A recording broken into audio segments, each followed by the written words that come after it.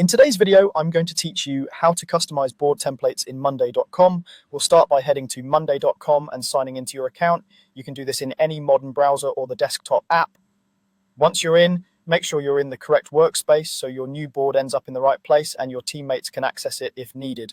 Next, look to the left side of your screen and click the plus icon. This opens the creation menu where you can choose different ways to add new boards.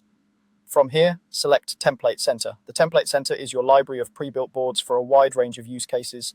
It's organized by categories, and you'll also see a search bar at the top to quickly find what you need. As an example, try typing the word report into the search bar. This filters the gallery to show reporting-focused templates such as project status reports, marketing reports, and other ready-made layouts designed to track progress and outcomes. This is a great way to start fast while keeping a professional structure. Click a template to open its preview.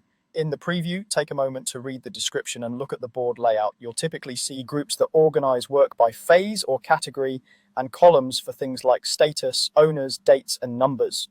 Check whether the template includes views or automations and confirm that the structure matches your needs. If it looks right, click Use Template. After you apply the template, a new board is created in your account based on that design. Now it's time to customize. Start by renaming the board so it clearly reflects your project or team. Update the groups to mirror your workflow, such as planning, in progress, and done, or any stages that make sense for your process. Adjust column names and colors to match your terminology.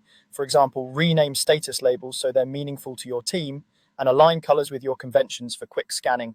Assign people columns to the right owners, and refine date columns to reflect deadlines and milestones.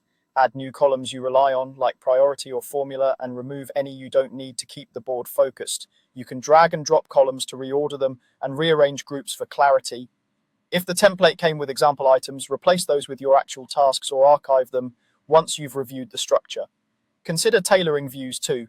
A Kanban or chart view can make it easier to see workloads or trends, and filters help you focus on what matters today. If automations are included, review and tweak them so notifications and status changes fit your team's rhythm. That's it. You've selected a template, applied it, and customized it so it works the way you do.